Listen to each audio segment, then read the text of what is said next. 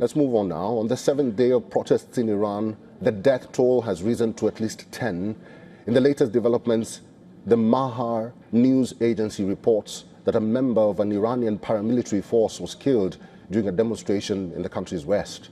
The ideological arm of Iran's military, which oversees the Basij paramilitary militia, confirmed that Ali Azizi was killed in the city of Harsin. Earlier, Iran pushed back strongly against comments from US President Donald Trump, with Foreign Minister Abbas Araghchi describing his remarks as reckless and dangerous. Iran's top security official Ali Larijani warned that any US interference would destabilize the entire region and damage American interests. The response followed Trump's comments on Friday when he said the United States was locked and loaded to act if Iran killed peaceful protesters. Trump said on his Truth Social platform that if Iran violently kills peaceful protesters, the United States of America will come to their rescue. However, Trump has been facing pushback from members of his own Republican Party over these comments. On social media, Representative Thomas Massey from Kentucky reminded Trump that strikes on Iran will require authorization from the U.S. Congress. Representative Marjorie Taylor Greene from Georgia says that sending troops to Iran is, quote, everything we voted against in 2024. Now, according to the Institute for the Study of War, the rate and geographic scope of protests in Iran increased on January 1st and 2nd. The protests in Iran have also become more violent since January 1st. Anti-government protests spread to the Sistan and Baluchistan province in southeastern Iran on January 2nd. The Sistan and Baluchistan province has posed an internal security challenge for Iran due to recurring anti-government activity in the region. The newly established Mobarizun Popular Front, which is a coalition of Baloch organizations, issued a statement on January 2nd where it declared support for the ongoing protests. Iran's United Nations Ambassador Amir Sayed Iravani has written to the United Nations Secretary General and the President of the Security Council. He urged them to condemn the unlawful threats against Iran by Trump. In the letter, Iravani has called Trump's remarks a serious violation of the United Nations Charter and international law. He also said that Iran maintains its inherent right to defend its sovereignty and will respond in a decisive and proportionate manner if necessary. Meanwhile, Iran's exiled Crown Prince Reza Pahlavi has thanked Donald Trump. Pahlavi also called on Iranian protesters to oust Supreme Leader Ayatollah Ali Khamenei. He said that the Iranian government is trying to prevent public gatherings because it fears the collapse of its rule. Pahlavi urged a coordinated, million-strong presence in cities with traffic blockades and small groups of protesters joining forces to push forward. The ongoing protests began with shopkeepers in Tehran going on strike over soaring prices and economic stagnation. The demonstrations then evolved into a broader protest movement spreading to other parts of the country. The protests have been active in at least 20 cities, largely in western Iran. This is according to media reports, but coverage remains limited and videos circulating online are difficult to verify. Iran's President Masoud Pezeshkian said peaceful protests driven by economic hardship are legitimate and understandable. But the Iranian police warned that the security services would clearly distinguish between legitimate demands and destructive actions and would not permit any enemies to transform the unrest into chaos. The United Nations Human Rights Chief Volker Turk urged Iranian authorities to respect the freedom of expression and the right to peaceful assembly. So far, the demonstrations are smaller than the mass protests sparked by the death of Mahsa Amini in 2022, but they come at a sensitive moment for Iran, which is thought to have been weakened by the recent war with Israel in June, where the United States also carried out strikes on Iranian nuclear sites.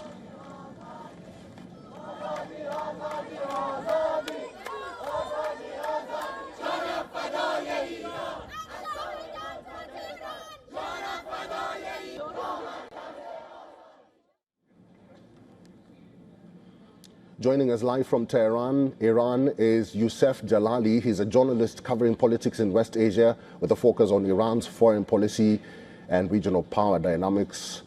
Jalali, thank you very much for your time and welcome to the program. Let me just start by asking you, where is Khamenei? Of course, everybody was waiting for the Iranian Supreme Leader Ayatollah Khamenei to make a public appearance. Now we're on day 7th of the protest, and finally, he just delivered a speech, a public speech on the anniversary of the birth anniversary of the Muslim Shia first Imam Ali. But of course, that's the occasion.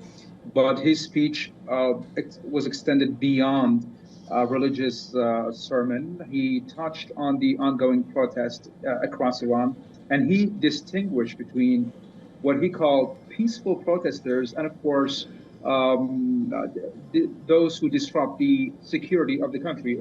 He said that the people who demand that the Iranian government take some immediate action and, of course, address the rising inflation and the devaluating Iranian national currency. Those demands, he said, are legitimate. But as long as the protests would lead to threatening the national security, those people should be punished and should be dealt with by Iranian security forces. So he echoed remarks that have been made by many Iranian officials in recent days, including the government of Mr. Pezeshkian. The president Pezeshkian himself said that the demands are legitimate. The Iranian government should do something, must do something to, of course, improve the predictability of the Iranian market, because it comes against the backdrop of severe economic woes in the country, mainly triggered by the UN snapback mechanism, which is the reinstatement of UN sanctions, which have been lifted under 10 years of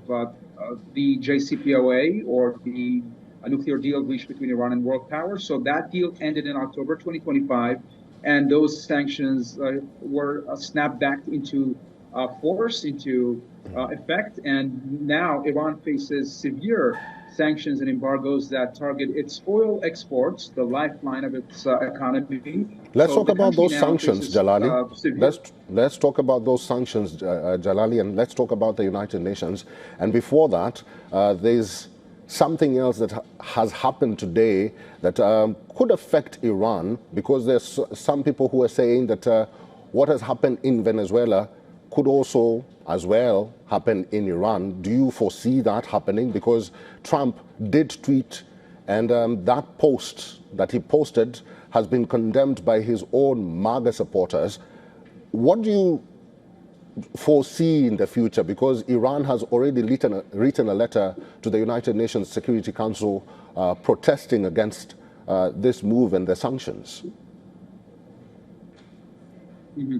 Well, of course, Iran sees a pattern between what's happening in Venezuela and what's happening inside its own territories, inside its own soil. Of course, the country sees a pattern. The country is alarmed by the strikes on the Venezuelan soil by the United States. Just minutes after we heard the headlines about the U.S. strikes on Caracas, an advisor to Mohsen Rezai, if you know Mohsen Rezai, he's a top aide to Iran's supreme leader and a former IRGC commander. Now, his advisor, who often posts on X about the developments in Iran and the region, he said that if the United States successfully handles this regime change inside Venezuela, then this would stoke its appetite for doing the same in Iran. This seems, Iran seems to have been alarmed by what's happening in Venezuela. But of course, these two countries are worlds apart.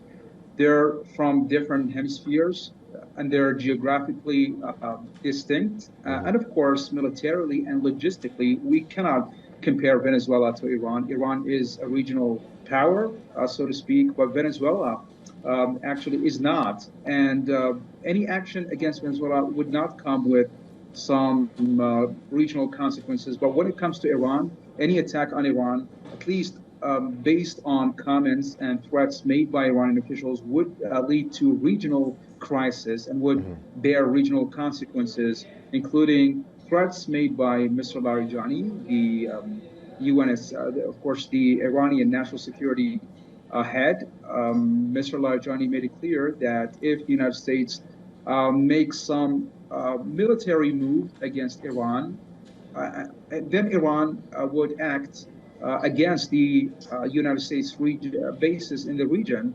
And he said that the American soldiers are going to be in danger if the United States moves and tries to intervene in the ongoing protests in Iran. This came following Trump's post on social media. Let's talk about that post, Jalali. Let's talk about that post, Jalali, because after Trump tweeted, protesters were back on the streets with a renewed energy after Trump's locked and loaded post. But in your own view, what role will the last Shah of Iran, Reza Pahlavi, play? Because he's been calling for these protests to grow louder and larger. Very briefly. Of course, Mr. Pahlavi has some support inside Iran, but his support is not significant, actually, because people here have a history of how the Pahlavi government in Iran, the track record of the Pahlavi government, violence against protesters back in 1979, and the Savak handling of the protests back then. So people have dark memories from the Pahlavi era, which of course extended for 5 decades in Iran, and people got rid of that Pahlavi government. And then that, if you remember, back in 1979, that led to the establishment of the Islamic Republic during the 1979 Islamic Revolution. So people are not going to go back here.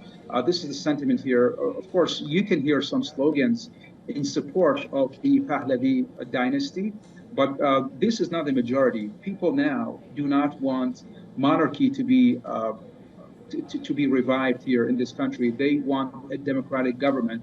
And of course, they want a government that addresses their economic woes and economic hardships here. So while Pahlavi dynasty does have some support here in Iran, but this support is not significant, and we're not expecting that the Pahlavi regime is going to be revived here in this country. All right. I've been talking to Mr. Youssef Jalali. He's a journalist covering politics in West Asia with a focus on Iran's foreign policy and regional power dynamics. And we've seen what has been happening in Iran. Let's see what pans out this following week. Mr. Youssef, thank you very much for talking to us today.